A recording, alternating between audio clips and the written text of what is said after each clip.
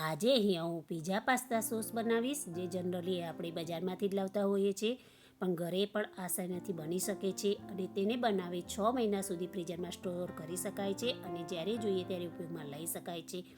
સૌપ્રથમ આપણે મિક્સર જારમાં આદુ, મરચાં, લસણની પેસ્ટ બનાવી લઈશું. કડાઈમાં થોડું આગળ પડતું તેલ મૂકી તેમાં બનાવેલી પેસ્ટ સાતળી લઈશું. હવે આપણે ડુંગળીની પેસ્ટ બનાવીશું. મેં અહીંયા 2 નંગ મોટી ડુંગળી લીધેલી છે. તેની પેસ્ટ તૈયાર કરી આદુ, મરચાં, લસણની પેસ્ટ સાથે મિલાવી અને સાતળી લઈશું. હવે કેપ્સિકમની પેસ્ટ બનાવી લઈશું. મેં અહીંયા 2 નંગ મીડિયમ સાઇઝના કેપ્સિકમ લીધેલા છે.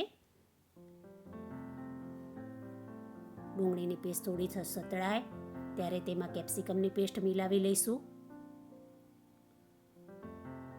સ્વાદ અનુસાર મીઠું મિલાવી ઢાંકીને પેસ્ટને સતળાવા દઈશું. વચ્ચે વચ્ચે પેસ્ટને હલાવતા રહીશું જેથી ચોંટી ન જાય. પેસ્ટ સતળાય ત્યાં સુધી આપણે અહીંયા ટામેટાની પેસ્ટ બનાવી લઈશું. મેં અહીંયા 10 નંગ મીડિયમ સાઇઝના ટામેટા લીધેલા છે. ડુંગળી અને કેપ્સિકમની પેસ્ટ સતળાય અને તેલ છૂટું પડે ત્યારે તેમાં ટામેટાની પેસ્ટ મિલાવી લઈશું.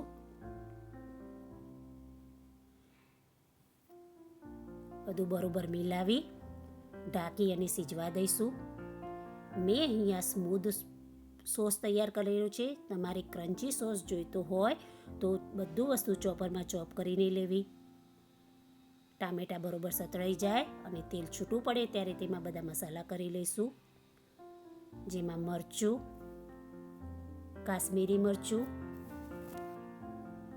ખાંડ અહીંયા ટામેટાની ખટાશ પ્રમાણે જ ઉમેરવી, ચીલી ફ્લેક્સ,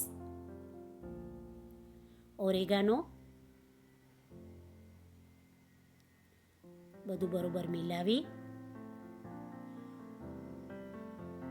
થોડી વાર ઢાંકીને સિજવા દઈશું જેથી મસાલા સોસમાં બરોબર ભળી જાય. તો તૈયાર છે પીઝા પાસ્તા સોસ. તમે જોઈ શકો છો તેલ છૂટું પડીને ઉપર આવી ગયેલું છે. જો તમને મારી રેસીપી પસંદ આવતી હોય તો મારા વિડીયોને લાઈક, સબસ્ક્રાઈબ, શેર કરશો.